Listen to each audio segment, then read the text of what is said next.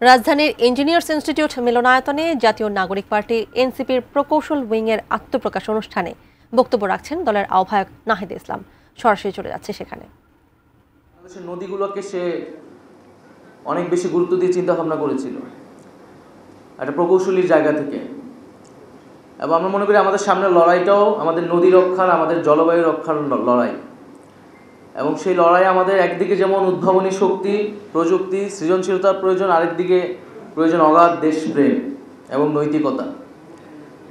ফলে আমাদের শিক্ষা ব্যবস্থার মধ্যে সৃজনশীলতা, উদ্ভাবনী শক্তির পাশাপাশি নৈতিকতা এবং দেশপ্রেমের বিষয়টাও যাতে মানুষের, শিক্ষার্থীদের মনস্তত্ত্বে তৈরি হয়, সেই জন্য আমাদের কাজ করতে হবে। আমাদের প্রকৌশলীরা আমাদের একই উদ্ভাবনী শক্তি, সৃজনশীলতার পাশাপাশি দেশপ্রেমে উজ্জীবিত হবেন এবং বাংলাদেশের জন্য কাজ করবেন, এবং বাংলাদেশ রাষ্ট্রকেও বা সরকারে যারা থাকবে তাদেরকেও আসলে সেই জায়গাটা, সেই স্পেসটা করে দিতে হবে প্রকৌশলীদের জন্য।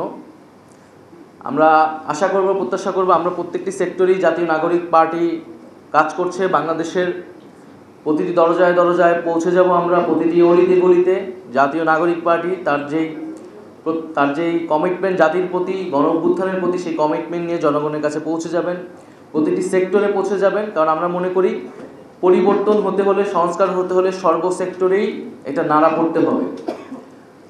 ফলে এখন বাংলাদেশে যে সংস্কারের আলোচনা আসতেছে, আপনারা প্রকৌশলী যারা রয়েছেন প্রকৌশলী সেক্টর থেকে, সেইখানে যে সংস্কারের আলাপ, সেইখানের বৈষম্য, সেটা নিয়ে আপনারা আরও আওয়াজ তুলবেন। আমরা আপনাদের পাশে থাকব। আপনাদের দাবি দেওয়া পূরণে জাতীয় নাগরিক পার্টি সবসময় কথা বলবে। এবং বাংলাদেশে এখন যেই সংস্কার, বিচার, আলোচনা চলছে, আমরা দেখছি বিভিন্ন পক্ষ সেটাকে বাধা দেওয়ার চেষ্টা করছে। শুধু দেশের নয়, বিদেশ থেকে নানা ধরনের ষড়যন্ত্র তৈরি করা হচ্ছে।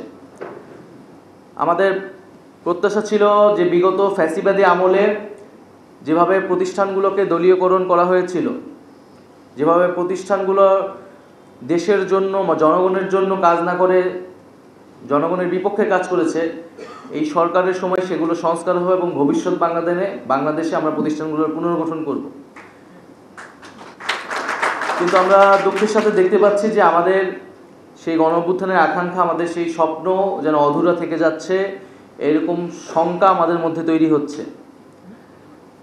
আমরা নির্বাচন কমিশন নিয়ে কথা বলেছি এর আগেও, যে নির্বাচন কমিশন দলীয় এজেন্ডা বাস্তবায়ন করছে, এবং সেটি এখন অনেক বেশি স্পষ্ট হয়েছে জনগণের কাছে।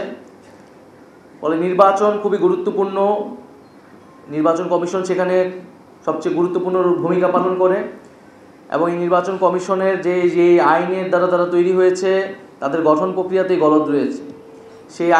সেই আইনের বিরোধিতা ফ্যাসিবাদী সময়েই বিভিন্ন রাজনৈতিক দল করেছিল। তো ফলে এবং নির্বাচন সংস্কার কমিশন একটি হয়েছে, সেই সংস্কার কমিশনের